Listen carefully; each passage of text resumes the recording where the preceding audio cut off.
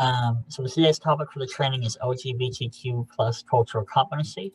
Our facilitator is going to be Jaz from the U of I. We'll let her introduce herself in just a minute. This training is going to be recorded, and I'm hoping that we can get it posted in the next week or two. But in the meantime, just know that it is going to be recorded. And with that, I'll go ahead and turn it over to Jaz. Hello. So before I start talking extensively, I want to make sure you all can hear me okay. Am I good? Awesome. All right. So thank you all for having me. I want to just quickly introduce myself. So my name is Jaz Routon. I do talk fast, but let me know if I need to slow down at any point. I use they, them, or she, her pronouns, and I'm presenting on behalf of the LGBTQ homeless work group that was initiated not too long ago, but is offering trainings. I also offer trainings through Uniting Pride, and I'm a doctoral candidate in Human Development and Family Studies. I'm also associated with LGBTQ Research Symposium, and I'm on the Community Advisory Group with Equality Illinois. So that's a little bit about me.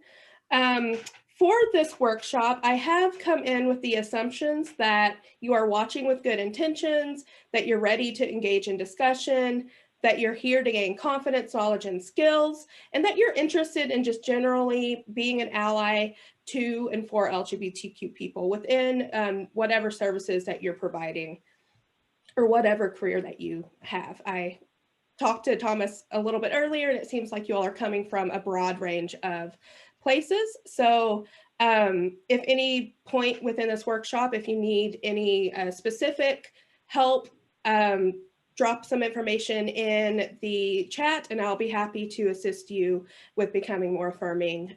That's in a way that suits maybe your services a little bit more specifically. So for this workshop, I would like you all to kind of just do a quick self-assessment. I build these workshops in a way that we're kind of starting from ground zero, maybe just limited or no baseline knowledge. And hopefully my goal is that you get some type of knowledge or increase some level of awareness by some percentage point, right? So at this point, I would just ask that you all kind of just jot down where you think you are on your level of awareness of LGBTQ identities or topics on a scale from 0 to 5, with 0 being nothing, 3 maybe being somewhat knowledgeable, and 5 being an expert.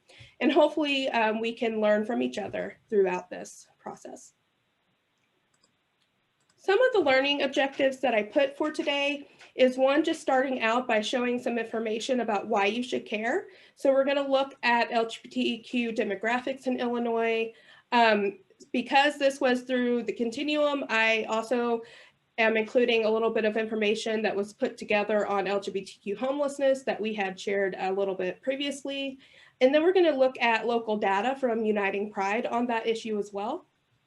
The second goal is to work towards gaining a more comprehensive understanding of LGBTQ identity. So we're going to focus on terminology, maybe some outdated words, and pronoun use.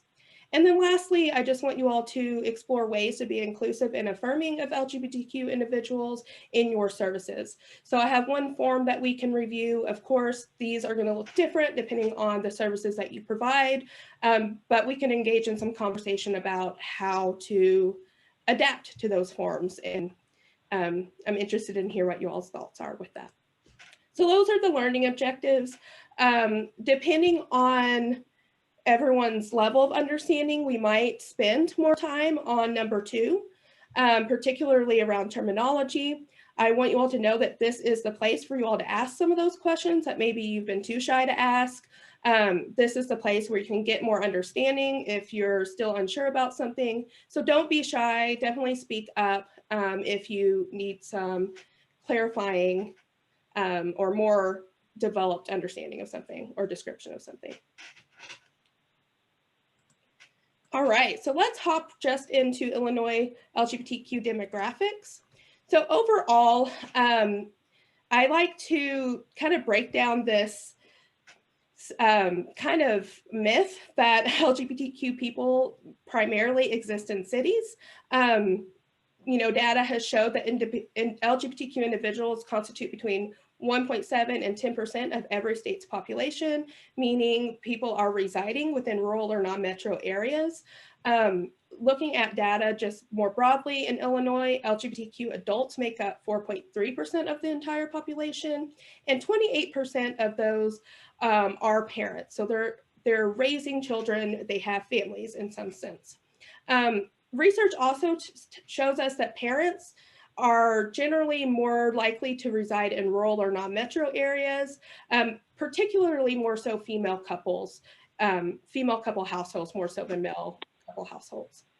What this is meant to share is that regardless of the types of services, regardless of the type of community that you're in, particularly if it's more rural or more non-metro, you're likely serving LGBTQ individuals and families. Even with that knowledge, though, we do have a lot of gaps. So this information was put together by Nathan for the homeless work group, but it does show us kind of why it's so critical to understand how LGBTQ individuals are impacted by homelessness. If you're maybe thinking about schools or you're in other type of careers, I'm happy to share information about that as well. But there is a deficit of knowledge on LGBTQ homelessness. Often the data that is available is out of date. The biggest issue also is that most of the data that we have is focused on youth homelessness in urban areas. So LGBTQ youth that have experienced some type of family rejection or other issues that have led them to be unsheltered generally in urban areas. These counts can also miss a lot of hidden populations. So we don't have a great understanding of the amount of homelessness or what people are facing when they enter into homeless, how long their homelessness goes for with this. So there's a lot of knowledge gaps just around LGBTQ homelessness in general. We also know that different identities have different needs. Particularly bisexual individuals did not perceive their identity as a barrier, but they are also less open about their identity within shelter systems. There also isn't a lot of information on transgender adults populations collecting any information around homelessness or basically what leads to homelessness. What we do know about the research is that it does show that transgender adults experience homelessness at a higher rate. Particularly transgender people of color, they experience heightened rates of homelessness. Transgender women of color are, report being the most discriminated against within the shelter system. 55% of transgender adults that tried to access service reported feeling or experiencing harassment by staff. 22% reported experiencing actual assault by staff, and 29% were even refused shelter at those agencies. So this isn't just issues and discrimination within the shelter system, but housing discrimination more broadly also exists. 19% of transgender adults were denied housing due to gender, and 11% of transgender adults within the study were evicted from their housing due to their gender. So a lot of our understanding around housing and homelessness is kind of evolving, but what we do know is that there's greater need within the LGBTQ population for there to be work on inclusiveness and affirmation to no longer see these really treacherous percentages. So that's one reason you should care. If you're in other agencies, of course, stigma impacts LGBTQ individuals in a lot of different social institutions. So schools, there's a lot of information we can share, affiliated with any religious institutions, we have a lot of information, healthcare, a lot of information. So if there's anything more broader that you'd like information on, definitely reach out and we can arrange a workshop that looks at that specific issue. I believe we've shared a list previously, and I can ask that to be dropped in the chat before we leave today. But looking at just kind of local data, Uniting Pride, which is the local community level LGBTQ kind of resource, has some information about requests that they were able to put together, and Nathan was able to put in these charts for us for today. So looking at the LGBTQ shelter request, there were 20 individuals who had asked for assistance since late March 2020. 10 of those people identified as trans, 8 identified as men, 1 identified as a woman, and 1 person did not self-report. Out of these, we had 20 specific assistance for shelter. I think 35 overall had reached out for general assistance. Looking at it broken out by age, most individuals here you can see skew towards the 21 to 59 age limit. So I think that's really important because so much of the research focuses on youth homelessness. And while that's important, if you don't accommodate or recognize that LGBTQ people are experiencing this throughout the life course, it could be very problematic in that maybe we're not promoting or doing any direct outreach beyond for that age group beyond youth homelessness. On here you can see that only 11 of the 20 asked for assistance multiple times, and 1 trans individual had 162 days between those requests. But on average, the time between the request is about 22 days. And those between 21 and 59 tended to request assistance over a longer period of time.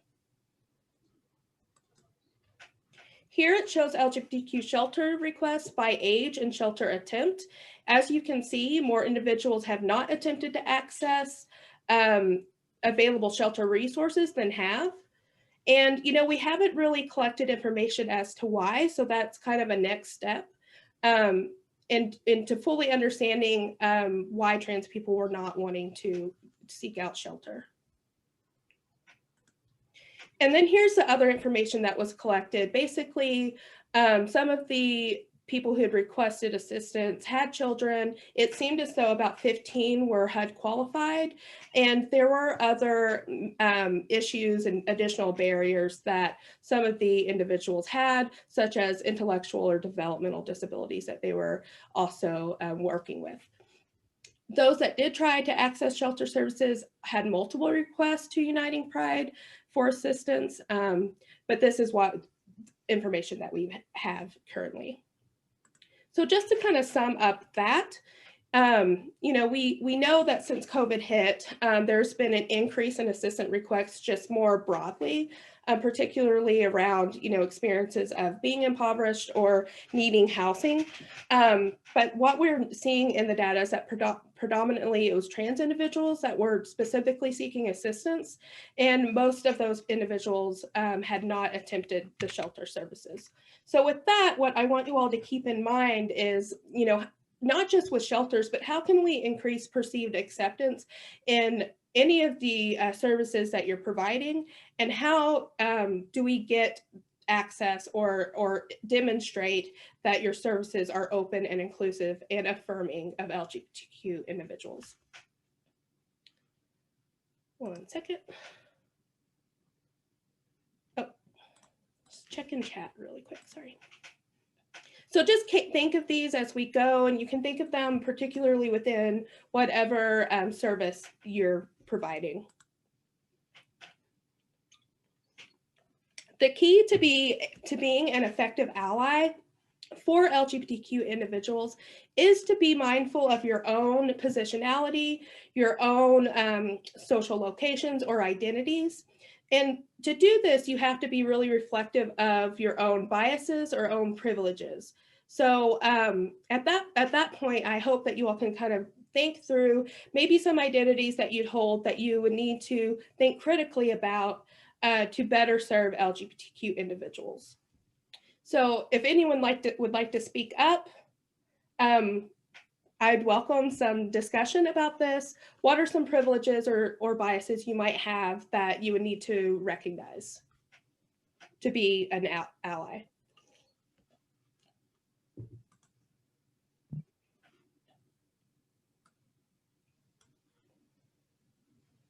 Anyone? I'm cis and het and white. Okay, good. So maybe some privileges you have as a cisgender or heterosexual person, or even as a white person, right? Thank you for sharing that. So what I like to do is kind of just walk us through how we have multiple identities, right? We carry multiple different social locations that generally have some type of privilege or oppression. These intersecting identities, if you think of them, gender identity, your sexual orientation, which we all have, both of those, race, ethnicity, we have social class, your immigration status, religion, mental health, ability, age, like all of these various different identities or social locations that we carry give us some type of idea or lens for our experiences that we might have to call into question when we're trying to build services for people who don't have the same experiences as us. So all identities form kind of what I like to speak of as systems of interlocking oppressions or privileges. So recognizing these intersecting identities is important when interacting with LGBTQ individuals and families. Knowing correct terminology is great, right? Like we're going to cover that. We're going to cover terminology and pronoun use and all of that. But we also need to just recognize that lived experiences within social, historical, and political contexts also shape how disenfranchised groups experience inequity. And so how maybe we can think of doing some actual outreach or actual promotion of being inclusive is really important. So going beyond our services saying we're inclusive, we're here for anyone, and doing some direct outreach is really critical here. So I always throw this wheel up for those who maybe haven't been able to engage in these type of conversations before. Generally, what you see is the identities that are on the top half of the page are identities that within our society are generally privileged. And then the ones on the bottom are identities that are generally viewed as othered, minoritized, or oppressed in some way when we're thinking of systems of power. So clearly you're not going to be able to dive into that right now. I'm happy to share these slides, but it's definitely something that you should be mindful of when you're trying to advocate or be an ally on behalf of any group, particularly those that you're not a part of. Right, so we're going to jump right into terminology. Here, like I said, if you have any questions, I'll pause during part of it. But if you have questions that you need more clarity on as we go, definitely speak up. I don't want to leave you behind if we're, jumping into other territory and you're kind of lost. So the way I like to start this is just to kind of define and break apart two very broad terms that often people have a hard time separating. And that is sexual orientation and gender identity. So sexual orientation is being physically, romantically, or sexually attracted to people of a specific gender or sex. Everyone has a sexual orientation. Gender identity is one's innermost core concept of their self.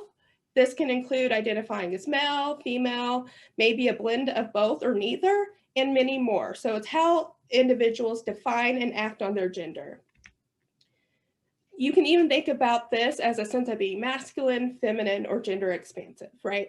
So we're going to break apart various gender identities and sexual orientations. If you have any questions throughout, like I said, just speak up. Before we jump into thinking of gender diverse identities, I like to challenge people to break the box of the gender binary, right? So viewing the gender binary basically is how a lot of our social institutions are set up, how society is kind of functioning right now. And that is viewing gender as consisting of solely two categories, right? Man or woman, male or female, and kind of just like ignoring all other possibilities that exist. However, we know that not everyone fits in these this binary, right? Not everyone identifies as male or identifies as female. And so what I'm hoping this helps you all do is kind of break out of that understanding to account for identities or gender expressions that go beyond that. So people who identify as gender non-binary, gender queer, gender fluid, gender expansive, gender creative. There's so many various terms that can capture people that aren't sitting within this male-female binary. When people have a hard time understanding this, I like to tell them that our sexes, right, male or female, that are assigned to us at birth are also not binary, right? They're also not just exclusive to male or female. So it doesn't take into account people who are born outside of that category, people who are born intersex, for example. And we'll talk about that in a minute. But this binary it's not true to the diversity of people that exist if you're looking at a biological sex level or a social gender level. All right, so looking just at LGBTQ terminology and assessing gender identities, again, this is how a person defines their gender. You can define it as being transgender, so a person who lives as a member of a gender other than maybe what you would expect based on what they were assigned at birth, based on their anatomical sex. Again, sexual orientation is separate from this, and it does not depend on gender identity. Gender non-binary is also kind of an umbrella term to describe any gender identity that does not fit into the binary of male or female, but it can encompass a diverse set of gender identities. So for instance, you could be agender, not having a gender. You can think of yourself as falling on a gender spectrum between male or female, or kind of outside of those categories altogether. And we'll look at different identities that kind of fall into that.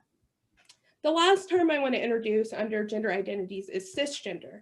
And this describes someone who feels comfortable with a gender identity and expression, expectations that were assigned to them based on their physical or biological sex at birth. What does that mean?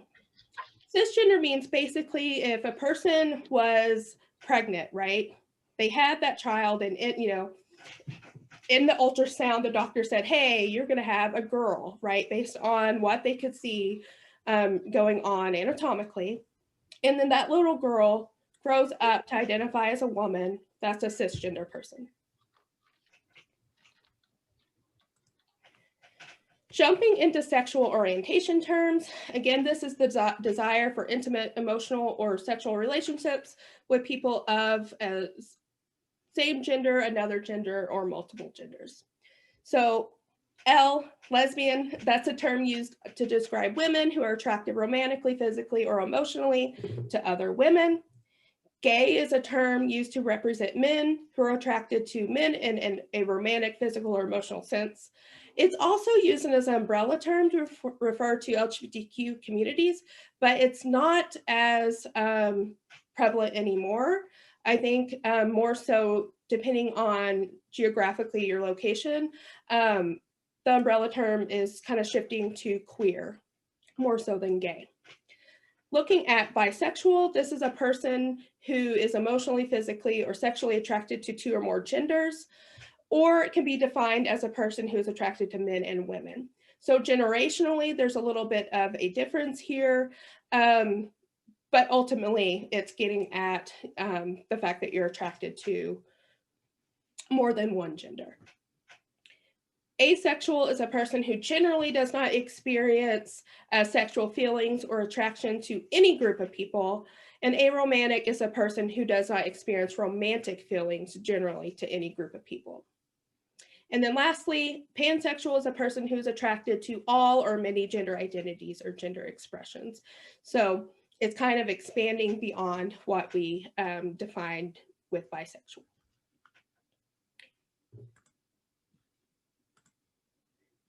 Other important terms are queer. So like I said, that's becoming more of an umbrella term, which can embrace a matrix of sexual orientations, gender identities, and even relationship types. So it can also include people who aren't exclusively monogamous as well. Questioning is someone who is exploring their sexual orientation or gender identity. Maybe they know that it's not heterosexual, but they're not really sure, who they're attracted to. They're just still kind of figuring it out, or, unsure about maybe how they would identify their gender. Maybe they don't feel comfortable fitting in what they were assigned or what they were expected.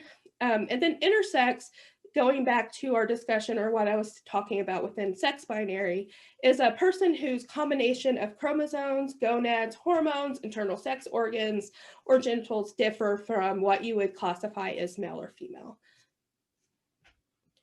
On here, throughout the presentation, I included little artwork from, I think it's just Misgendered, but they put together some cute little cartoons. And I liked this one because there's conversations about the identity or the term queer. Generationally, it was more of a stigmatizing term. Now it's been more embraced, but if it's not comfortable for that individual, they don't have to use it, right? So I included this in here just to kind of relate to what that internal maybe question is around using this term. So it says, an umbrella term that describes individuals who aren't exclusively heterosexual. The term acknowledges that sexuality is a spectrum as opposed to a collection of independent and mutually exclusive categories. And then someone's like, but isn't that a super bad slur? It's only when it's used as one. And then it goes on, like, if you're not comfortable with using that term, don't use it. Can you talk? Oh, I'm sorry. Go ahead. Intersex. Can you provide a little more clarity on that? Because it said the person whose combination of chromosomes, gonads, hormones, internal sex organs, and our genitals differs from male or female. Right. So if they're not male or female, what can they be? They're intersex. That's the point. Not all people are even born biologically as this binary that's expected as male or female. There's a lot of information out there. There's a lot of movement out there for more awareness of intersex people. I think right now, it's like 1 or 2 out of 100 people are born intersex, and often people don't realize it if at the chromosomal level until maybe you hit puberty or something, and you're not on the same puberty that would be expected based on your sex. Okay, so if you're I'm sorry, are you saying somebody that has who's maybe born with a vagina and a penis? It can be a form of many different things. Maybe the genitals are just ambiguous, right? And you can't tell. Or, maybe the chromosomes are different from what you would expect as XX or XY. Okay. Yeah, I can definitely, if you want to drop your email, Dawn, I'm happy to send you more information on intersex. There's, I think now 5 or so specific sexes actually that have been researched and understood. Thank you. Based on that, like chromosomal level and other things. All right, so here I just put different identities in hopes that you can review the slides later and you've maybe seen these terms, but genderqueer, genderless, third gender, agender, gender fluid, all of these different terms kind of fall under that trans umbrella or identity umbrella. Jaz, we have one other question in the chat. Okay. You want to address that one? Let me pull it up, thank you. So yeah, so that term isn't really used anymore. You have where does hermaphrodite. Essentially, that's what it falls under, would be considered an intersex person, depending on their specific maybe chromosomes or whatever. They might fall under a different category of what that intersex looks like. But I can share that information. Is that the question, Thomas? Yep. Okay. All right, so the next thing I want to do is kind of just talk about transitioning. People are nosy. We want to know things. As soon as we hear someone's trans, we're often thinking, how are they transitioning? What's their transition like? That's just because humans in general are nosy, right? So I want to provide this slide just to kind of help you all think through transitioning in more of a broad way and kind of call into question why we have some of these questions when we hear maybe someone's trans or transitioning. So there's several different types of ways you can transition, and not one single trans person is going to be the same as the next, right? So there's a social transition. Generally, this happens first. It's maybe where someone is changing maybe their name or pronoun use, starting to access facilities based on that gender identity. None of these are required or expected for anyone, but it's up to that person and their level of comfortability. So some people, when they're trans, might not change their name to be, more feminine or more masculine or a different name in general. But it is something that people commonly do, and that's changing their name and pronouns just within their social interactions, right? So that's a social transition.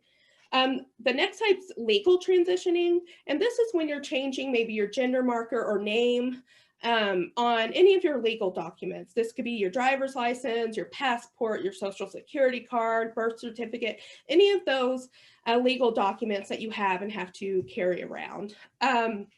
So again, this can be something that is really important to some people and maybe not as important to other people.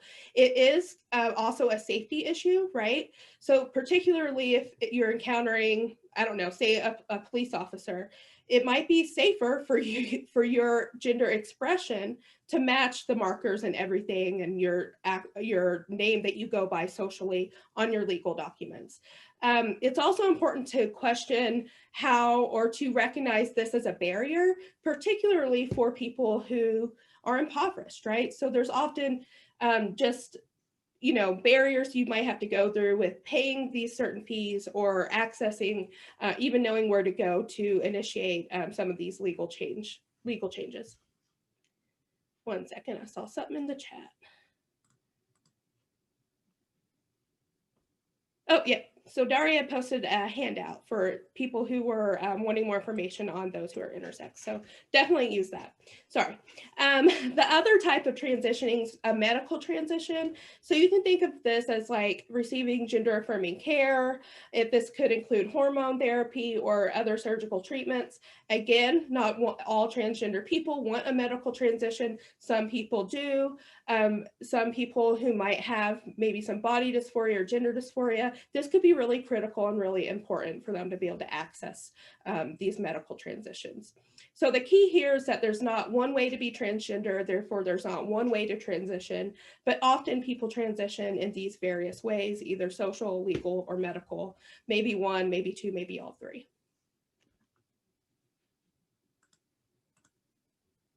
All right, so lastly, I wanted to just share this beautiful tool that trans students put together. It's fabulous, I love it. I share it as often as I can in as many organizations and workshops and classes that I can. But it's the Gender Unicorn, and what it does is it takes all these different social locations and breaks them apart. It shows how they can be separate.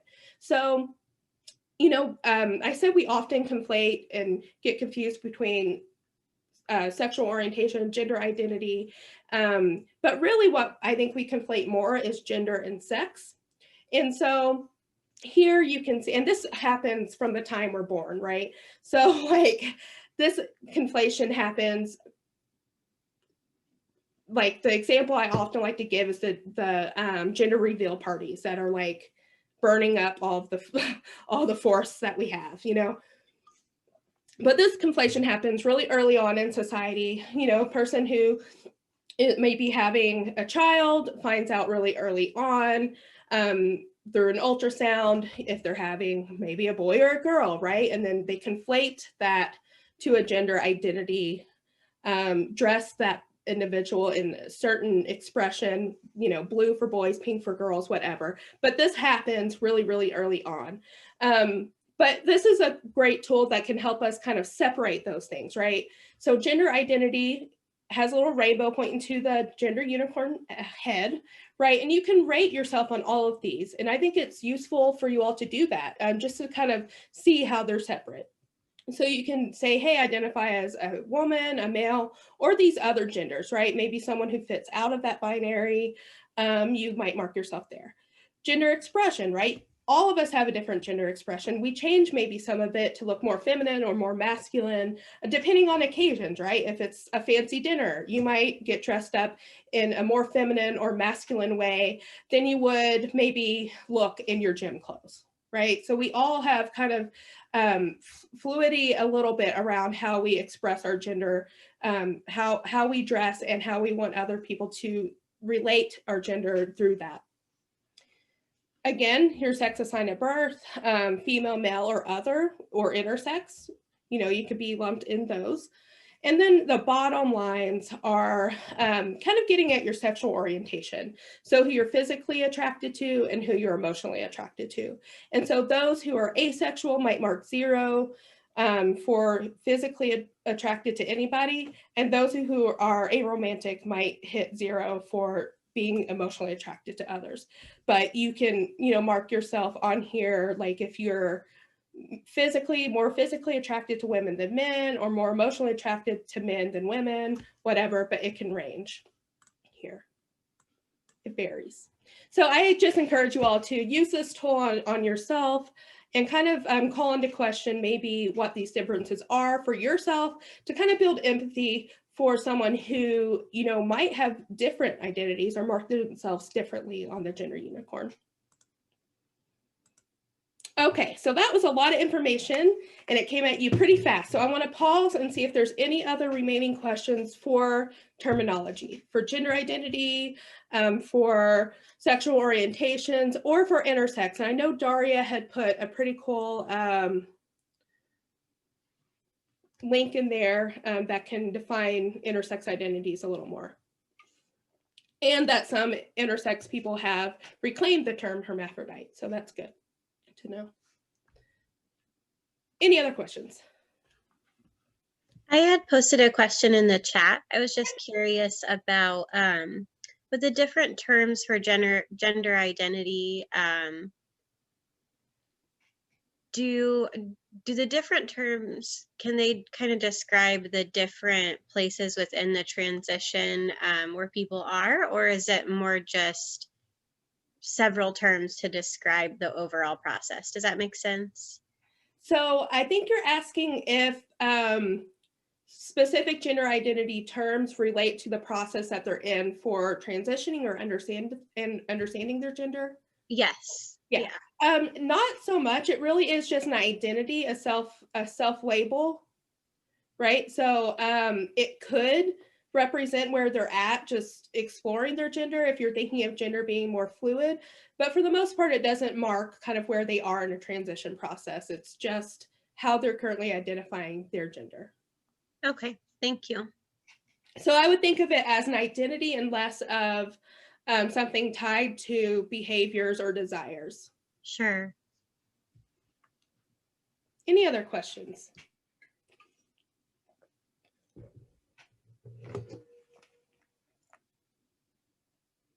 All right, well, you'll have the opportunity to ask if any come up throughout the rest of the workshop.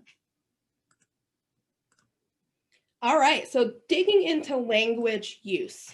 We're going to talk about pronouns, talk about maybe why they're important, how you can ask about them. We're going to discuss the use of they, them as a pronoun, and talk about what to do if you mess up.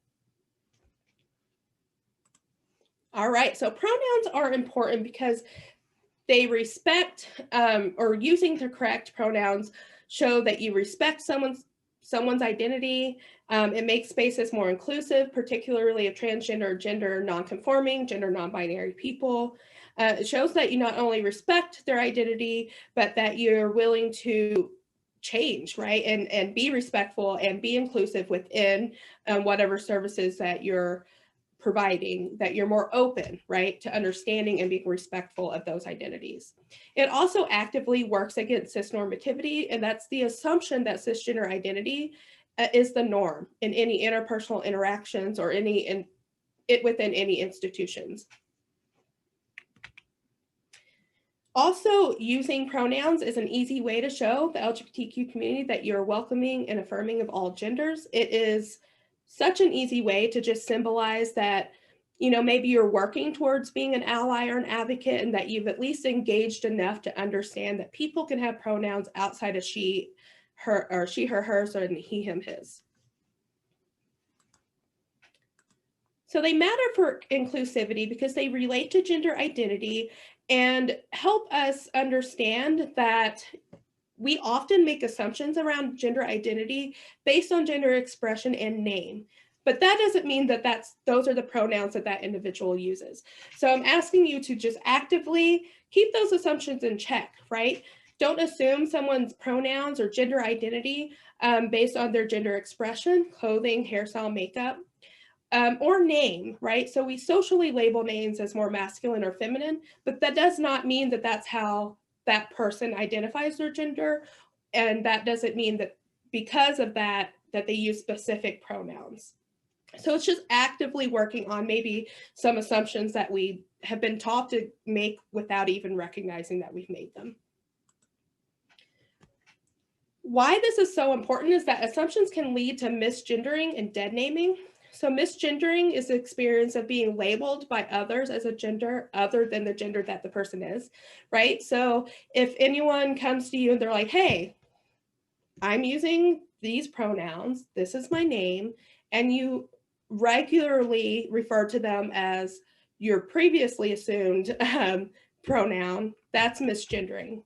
Dead naming refers to someone is referring to someone by their non-affirmed name, right? So if you knew me previously as Jasmine and I'm like, no, I go by Jazz now, that's an example of dead naming, right? It's not as critical because I really don't care, but a lot of people do, and it is really critical, particularly harmful when people are not being respected and validated within their identities.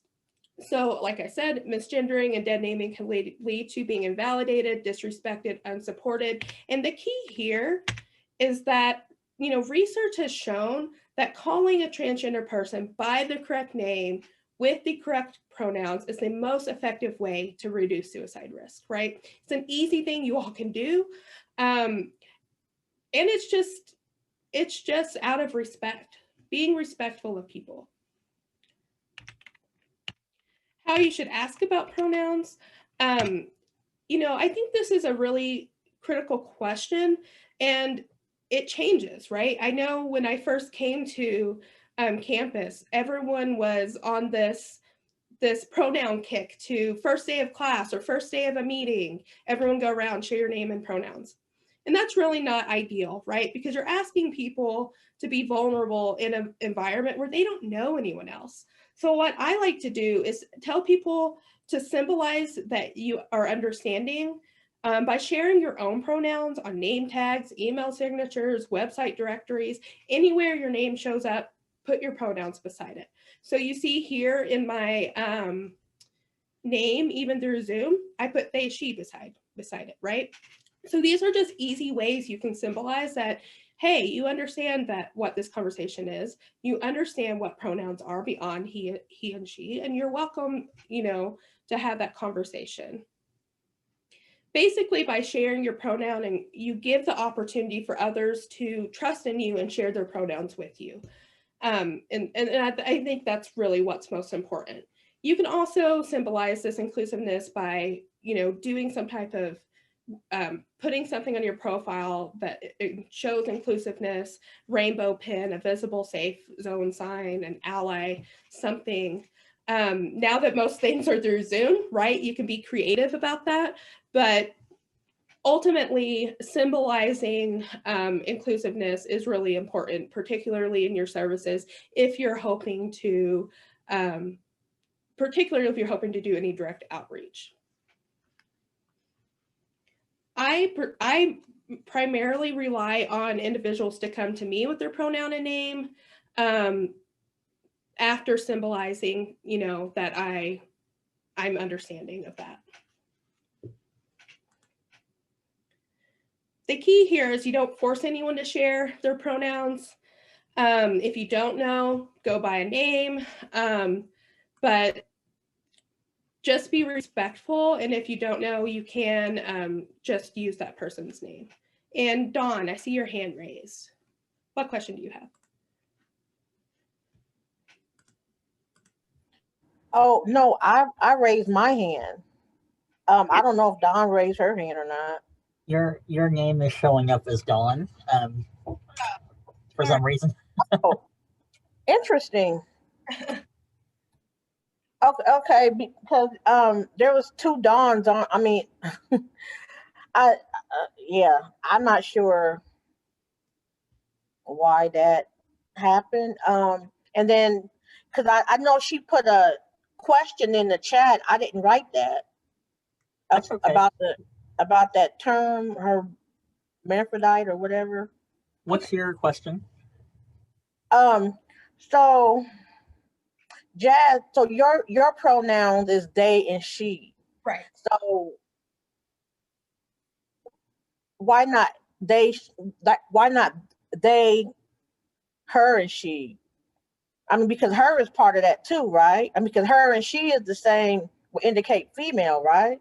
So just to make it easier in any name tags, I just put they and she, referring to they, them, theirs, or she, her, hers. Good question. So she is a more feminine pronoun. And so I just indicated she, that I'm comfortable with that pronoun as well as they, them pronouns. And can you, can somebody get an idea of someone's, how they identify based off of their pronouns? It really depends. You know, people have various different gender identities. And so I often would say, don't assume based on pronoun use. I'm comfortable with she primarily because I used it for so long, but I do identify as gender non-binary and I'm moving towards using they more often, but it's not something that, so yeah, I use both they and she, but I do say don't necessarily assume anyone's gender identity based on their pronouns, but just be respectful of the pronouns when they tell you. Mm-hmm. Is that safe? Yep, thank you. All right, so one way I like to, so anytime that we get into talking about people using they, them pronouns, there's usually someone who's like grammatically just having a hard time with that, with using they as a singular instead of a plural word. And so what I like to offer people is just kind of a practice to retrain their brain, retrain their tongue, and get used to using they, them as a singular pronoun. It was 2019's Word of the Year. And, you know, there's been a lot of more visibility around using they as a pronoun within the last recent years. But one way to practice using they, them is to refer to anyone you do not personally know as they, them. That's just to help you train your brain and train your tongue to do it. So who would that be? We already do this, right? So I took a Lyft and I really liked the person's hat. I get to my location and I'm talking to my friend. I'm like, hey, their hat was really cool, right? So we do this all the time, but it's just one way to practice if you're someone who would find that challenging. So they, them is a term that people often use, particularly depending on their gender identity, but I've seen it often with people who might not want to pick like a identity within female or male binary, right? But there's multiple reasons why people might use they, them, and it's really dependent on that person's identity and comfortability. But what's helpful about using they, them and practicing is that you're practicing to not make assumptions about pronouns based on gender expression or name, right? You're kind of stopping that assumption. So even if the person looked more feminine, you're not making the assumption that that person identifies as a woman and uses she, her pronouns. So it's just kind of stopping yourself in the process and taking steps to prevent these assumptions from leading to misgendering. Jazz, we have 2 questions in the chat really quick. The first was, what are some tips for having a conversation around paperwork that has only male or female? And I think we might cover that later on. Yep, we're going to cover that before we close up. Yep. Okay. And the next one is it okay for straight persons to use these pronouns? Right. So here you're asking about sexual orientation, I believe. So straight person, but maybe you're referring to someone who's cisgender. I think pronouns are open for anyone. Like, it depends on how they want to use certain pronouns. Everyone has a right to use the pronouns that they choose. So yes, a heterosexual person, depending on their gender identity, could use pronouns outside, whatever they want to use. Yeah. So here I have just a list of, various different pronouns that you could see beyond she, her, and he, him. I have they highlighted up here as a more common pronoun that you see, but definitely movement around using even, other pronouns like sie, their. And these are just various different pronouns that people use within our society. For time, we are not going to get to practice those, but there's a lot of online resources that are really useful with practicing these neopronouns, and I have those here. So if you want the slides, like I said, we'll definitely share these, and you can go in and just practice using these various different pronouns, get your tongue used to it, and just kind of know how to phrase a sentence with each pronoun. That kind of gives these examples here. So what do you do when you mess up? So if you misgender someone or make an incorrect assumption, the key here is to correct yourself, apologize when it's appropriate, and move on. So avoid over apologizing. That can just make things worse. So for instance, so I also teach quite a few classes. So if in class I was saying, oh, I'm going to use Nathan as an example because I know he's on here. If I was like, hey, Nathan, he blah, blah, blah, blah, blah, and Nathan had already said, no, I use they pronouns, I just quickly correct it, right? He, I mean they, or he, they. So avoid over apologizing. Do not tokenize anyone in the LGBT community to have them say, hey, explain why you use that pronoun, explain why you identify this way. But the key here, again, is to avoid over apologizing. If you want to go to the person and say, hey, sorry, really quick, you can, but basically it's not on them to make you feel better for misgendering them. And you shouldn't rely on that person to have to, be like, oh no, it's okay, and to make you feel better. Just work on it within yourself, practice using their correct pronouns, avoid over apologizing, and move on. Thinking about gender neutral language, this is really helpful, is to not just practice using different pronouns, but to practice taking out gendered words within your vocabulary overall, right? So using gender neutral language is assigned to LGBTQ people and people more broadly, just in general, that you're affirming and inclusive. So try to avoid common phrases that reflect the gender binary, like sir and ma'am. You can say everyone, folks, group. I'm a personal fan of y'all. Love y'all. I say y'all all the time. Mom and dad, right? You can say parents, guardians, family, caregivers. This is particularly important because often you're not just serving families that are considered nuclear or heterosexual families. Not all children, youth, or adults come from that type of family. We have a diversity of families, right? Where people could be raised by not only same-sex or same-gender parents, but by grandparents, uncles, like cousins. Like, we have a huge diversity of families that using phrases that are neutral can be really more inclusive and affirming. So girlfriend or boyfriend, use partner, significant other, romantic interest, these type of words. Words to avoid. So common words that, this is always changing, right? And so what I like to mention is, like, in order to be an ally, staying up to date with some of the terminology is key. But because language is adaptive, there's often terms that come in and out of popularity, and one of those is homosexual. So instead of using this term, the person use the term as the person identifies with, or an umbrella term like queer or LGBTQ. Particularly opponents of LGBT equality often use the term homosexuality to be stigmatizing of queer people.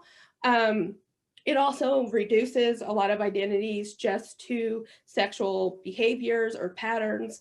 It also has a clinical feel to it. So from back when being LGBTQ was considered a mental illness, people often still view that and feel that sense when they are hearing the term homosexual. Another one is sexual preference or sexual lifestyle. Instead, you can use sexual orientation or sexual identity. This is used to suggest that LGBTQ is only a choice and therefore can be cured.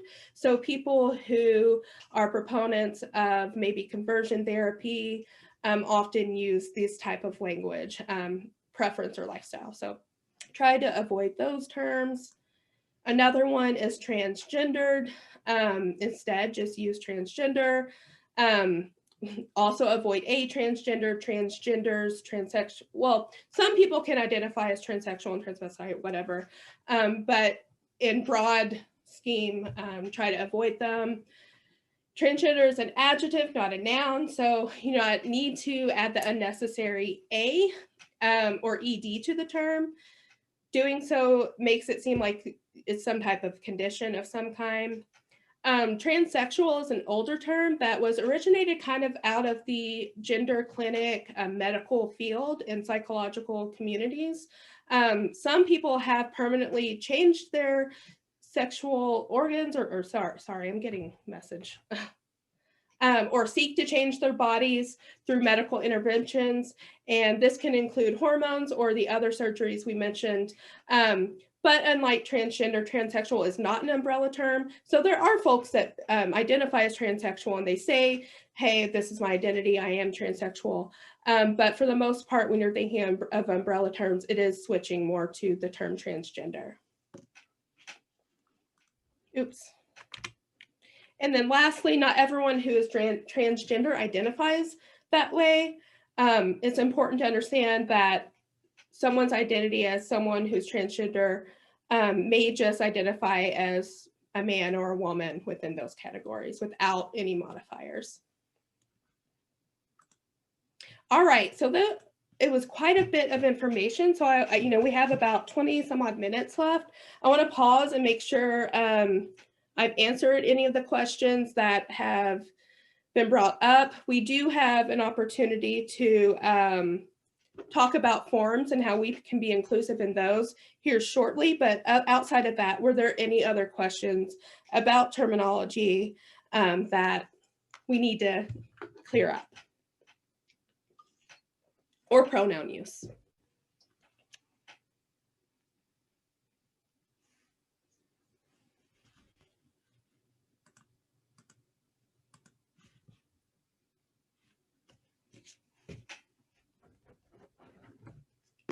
All right, well, I will continue. Make sure to speak up or put something in chat if you do have a question. All right, how to be more inclusive. So we've already talked about this a little bit, and that was deconstructing some of those assumptions. So some of those assumptions that allow you to assume a gender identity or assume pronouns. So we're going to talk about that a little bit more and kind of practicing not making assumptions based on or about identities based on expressions, on people's bodies, on behaviors. to practice not assuming everyone that's coming to your service are heterosexual or cisgender, to kind of retrain our brain to see things like voices, clothing, hair, or makeup as something you can participate in that isn't necessarily your gender identity or sexual orientation. We're going to talk a little bit more about using gender neutral language, but particularly now we're going to be focusing on how to create a safe space. So respecting pronouns, identities, avoiding stereotyping in any of your services that you're marketing, working to provide diverse examples in imagery that acknowledges a variety of individuals and families, a variety of different types of relationships, and such. And then how to be an advocate in helping LGBTQ people access resources, deconstructing non-affirming policies, those types of things. So what can you do to create affirming spaces and services? This is where it really will be dependent on your specific agency, organization, or the services that you provide. But here's just some clues. So create and commit to a non-discrimination policy, and making all employees, staff, volunteers aware of that policy is best to advocate for LGBTQ. So in Illinois, you know, we have pretty good protective non-discrimination policies at the state level and pretty good ones at the municipal level. If you're in Champaign and Urbana, organizationally, there's often pretty good non-discrimination policies, particularly if you're in any schools or other common social institutions. But that doesn't mean that those policies are actually, that people are actually abiding by those policies in the best ways that they can. So being mindful of what policies you have in the services and how you're actually seeing those play out is really critical to actually being an advocate and making places more affirming. One thing you can do is require trainings on LGBTQ topics. This workshop is a start, but I know you all are from a broad range of services. And so inviting me in or inviting other people in to talk about and work with you to build some policies and work towards more inclusion is also appropriate. So if you're interested, let me know. Another way is just to update signs and forms. And this is where I think we can be pretty creative in meeting some of the needs. But so for instance, LGBTQ community, their first impression is often through your signage, your website, or your educational materials. There's often spaces where, you know, queer people can share with each other their experience in certain services. If they experience some stigmatizing anything, forms or interactions with staff, you know, that is often shared amongst each other. And so being aware that the image that you set out within the public is seen and looked at is important. You can get involved in direct outreach by showing overt, obvious symbols of creating an affirming space. I recommend ensuring that your website or public areas, any brochures, include images that represent LGBTQ people and families. You can use other ways of symbolizing inclusion and affirmation, rainbow stickers, safe zones, pins in offices, and other outreach material. Having your non-discrimination clause on these materials can also be important. I urge you not to do this though, unless you are prepared to be an actual ally and be an actual advocate, right? Don't symbolize it because you just went to this workshop, but symbolize it when you're ready to have like real conversations. If someone's coming to you saying, hey, I experienced X, Y, and Z, and you're like, whoa, I didn't know I'd have to deal with this. Maybe don't symbolize it yet, right? But, you know, so be mindful about the type of conversations that you're ready to engage in, maybe having access to local resources if someone was to come to you. Just prepare beyond your ability to just say, yes, personally, you're inclusive and affirming. You can also designate or advocate for gender neutral or all gender restrooms. So, you know, recently, I think 2020, despite COVID, there was the single stall bill that was passed in Illinois where any single stall should be labeled as an all gender restroom. So if you are in a certain public space and you see that that's not happening, that's one way you can advocate to be more inclusive and affirming. You can also create spaces on forums for name and pronouns, recognize and celebrate important LGBTQ dates, and work with local LGBTQ centers or resources to communicate what is available. So knowing support groups, knowing affirming providers, those types of things. The key here that I'm ready for you all to get to discuss is how you can deconstruct that gender binary on forms to include options other than male or female, by including transgender options or allowing a write-in. So I'm happy, like I shared this as an example from, I believe it was some of the HUD forms that people are required to fill out. And that's kind of the question, right? Like, what can you ask while also collecting the information that you're required to collect?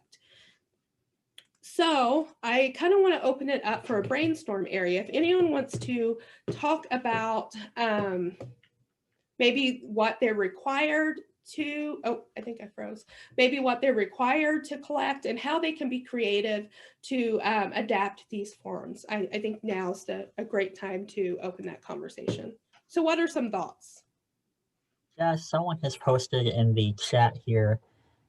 In my job, we're required to use certain forms that we don't have the ability to edit in order to add space for pronouns. I would expand that with and or other options. How would you recommend handling that when you don't have the ability to change the form? So this is a good question. What are people's thoughts? Do you have actual forms that you're required to fill out in a very specific way? What are your thoughts on this? How can you be adaptive? I'll speak real quick. Yeah. This is Lisa Benson. I think there are definitely funders that restrict our abilities and what we can report.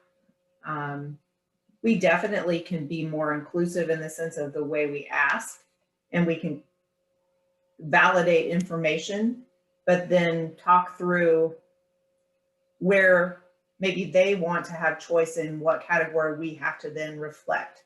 So if we have restricted categories, which we do with a lot of funders, we can be respectful, whatever word you want to say, in allowing them to express, you know, how they, you know, identify or whatever. And then we can then talk openly about how to put them in our restricted category. So we're being transparent. I think that's a thought that I have.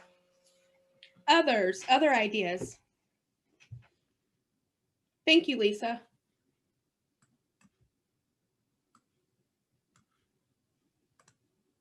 Do others have other ways of maybe accommodating?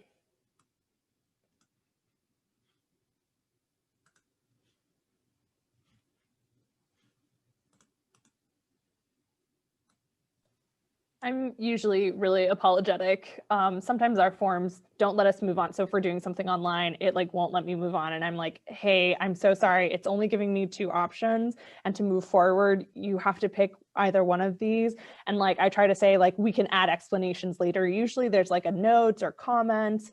So depending on what we're working on. So that's kind of what I've been doing, is just kind of being very apologetic and listen, if you don't identify as any of these, like we can add this as a note later. And then of course, like, cause we're not a healthcare provider, but we help with health insurance. And so it's just kind of like whatever you and your doctor figure out, that's between you and your doctor. So this is not going to be forcing you to kind of identify as something later on. This is for the purposes of this paperwork. Yeah, another great idea. Thank you. Anyone else with other ideas they'd like to share?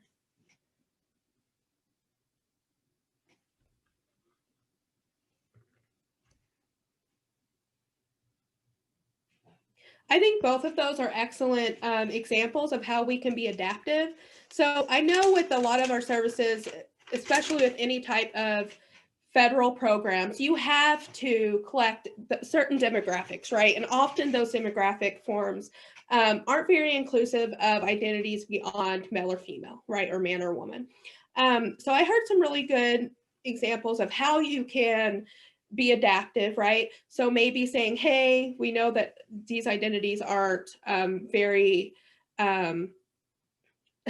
diverse, like it's making you choose one or the other. You can do something similar, like apologize. I recommend kind of doing a secondary demographic form, right? So you might have to fill in one or the other in what's required, but you have more information about how people actually identify that your organization can collect, right? And then when you're sharing information to whatever federal program, you can say, although 15 people were forced to select this gender, we actually had we actually know that about 13 of those people identify as gender non-binary, and 3 of them told us that they're trans men. You know what I mean?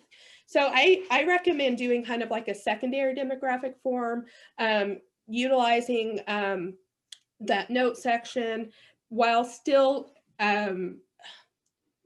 gathering the information that you're required to gather, right? Don't get yourself in trouble, but you can go beyond those forms in some way to collect more information that could be useful, not only for your organization, but for the people who are using your services. Now that I said that, are there any other thoughts or suggestions?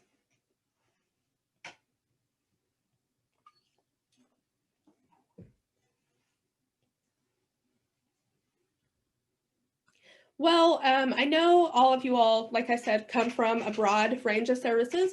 So if there is something you want more one-on-one feedback about or more direct support about, definitely reach out and we can assist you with figuring out a way that you can, be affirming of diverse identities while still maintaining what you're required to collect.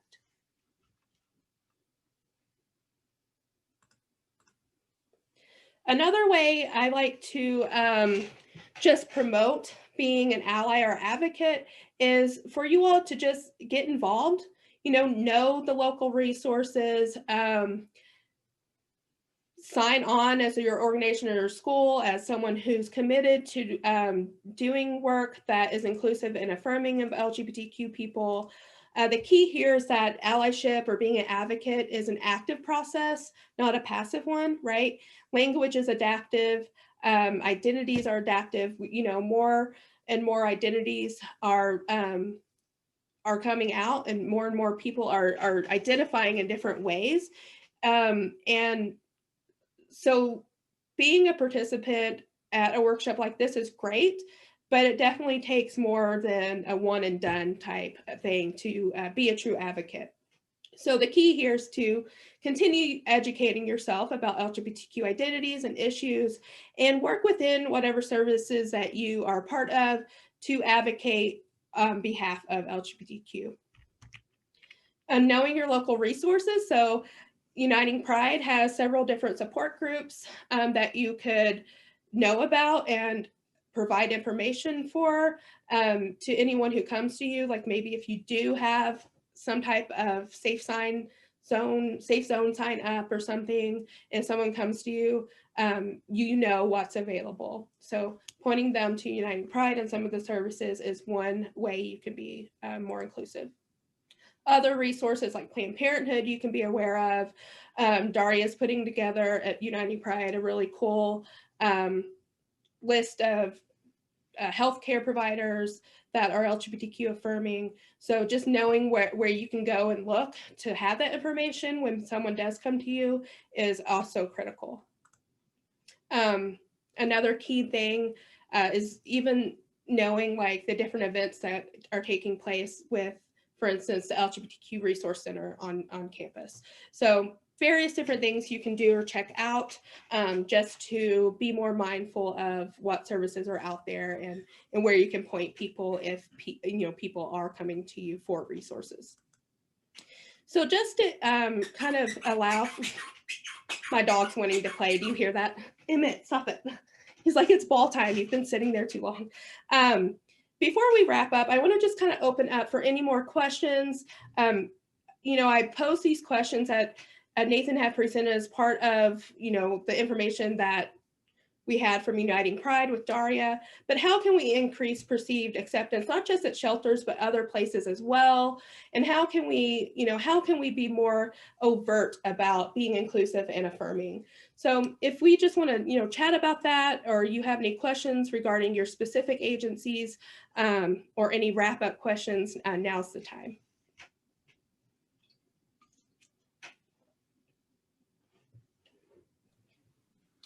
Do you think asking like our clients, like their pronouns, just like a regular thing, is that something that you think? So sometimes when I ask, like, oh, how do you identify? Is like, even when it's just on our paperwork, like male or female, like how do you identify? And they're like, oh, like I am this identity. And so like, but do you think that by itself is something that could help if I like just continue doing that and not making assumptions? Do you think that would be like helpful in having people question, or like, I don't know. It's funny because it shows like inclusiveness in people who like don't regularly see their identities being included, but then I'm sure you have a majority of people who are like, clearly I'm this, right? And so I do recommend, you can ask, but I recommend just sharing my own in any meeting. So when someone comes in, hi, I'm Jazz, I use they and she pronouns, and then if they offer theirs, I think that is the number one way to allow that. So you're not directly asking, you're not putting anyone on the spot, but you're just symbolizing that they can tell you.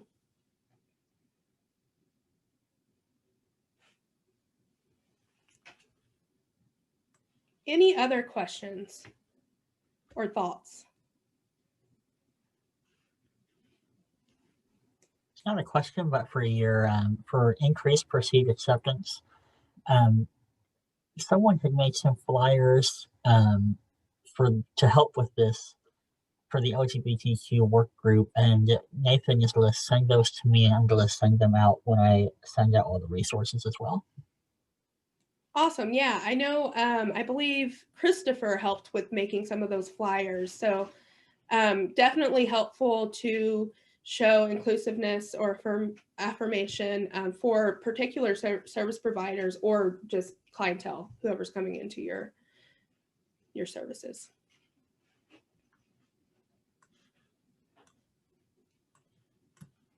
So I know there's a lot of material we went through, and to get it all like in an hour and a half, I moved pretty steadily. So we can think back to any terminology you might still have questions on, just, whatever you all would like to discuss. I'm happy to be here and answer those questions. Sure, I have a question. So we talked earlier about intersex, and in I forgot who sent the resource, but it was about intersex in the group, the chat. But it said in there how not everyone that's intersex likes having the I included when you write out LGBTQIA+. So I was just wondering what your thoughts were on that's like when I write my papers or when I'm writing like resource guides for what I need. How do you think that I should address intersex? Like, do I keep the I still in there, or what were your thoughts on that? Yeah, I think it really varies by the person, so it's hard. LGBTQ plus works, LGBTQIA works, just symbolizing also sexual and gender minorities works. What's tricky about intersex is that it doesn't necessarily mean you have a sexual orientation that is outside of being heterosexual. And some people who are intersex, you also have varying different gender identities, right? You could be cisgender, you could be, or you could just identify as intersex. So I think it does fit within the scope of what we're doing, but it is, advocacy for intersex people is also, falls very differently. So I don't know. Other thoughts? Daria, do you have any thoughts? Yeah, so I mean, I've had to get better at including the LGBTQIA and things, and I didn't realize this until I was planning Pride last year when somebody said you need to include the I, and I didn't really think of it as being included in like my work and what I do, but it is a gender minority if you think about it like that. And so, and if you think about the people that you serve and who experiences oppression and who's included in those like marginalized demographics and things like that, intersex folks are. So I think that including that in there, and I mean, it ostracizes them more when you don't include them, and when it's like, okay, you're in the plus. So I think trying to get better at including the LGBTQIA, and I know it looks like that big old alphabet soup and you just keep adding more and more letters, and you could probably expand it even more, but it's important to have that representation, especially when they still do get called a lot of slurs. But there's so many people who are intersex in our communities, and yeah, they might not be like gay or whatever you want to label them, but like maybe they are, and they are gender minorities. So let's include it. I know it makes it longer. You have to put caps lock on to type out all those letters, but do it. It's 2 seconds. But yeah, that's what I was told last year during Pride. Yeah, so intersex people have experienced a lot of erasure, I think, from many communities. So I do think it's important to symbolize, hey, part of being the umbrella, part of being within the LGBTQIA plus whatever umbrella is important. There is a lot of movement towards more advocacy and visibility of intersex individuals, and kind of from the medical perspective, the awful stuff medically that intersex people have kind of been forced to go through. If you all want more of those resources, again, I'm happy to share that. There's a lot of documentaries that kind of capture what those experiences have been like, but more so moving towards not allowing doctors to persuade parents to make a decision and to force their intersex child into a binary of male or female. So a lot of advocacy going on currently for that. And I just think, broadening our understanding around intersex identities is important as well.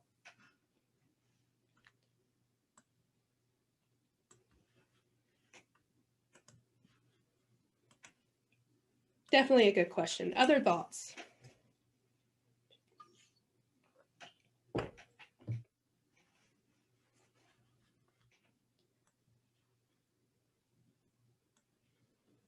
Well, I know we're like right at time. So if you all do want these slides, I know, I believe Thomas was going to record it for a website, but if you need these slides or want these slides, definitely drop your email and I will get those and send you the PDF of them.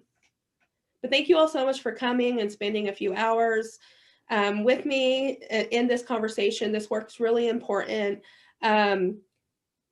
So I'm just, happy to be here and get the opportunity to chat with you all. But again, reach out if you want any one-on-one support or help with some of the services that you're providing and how to be inclusive and affirming.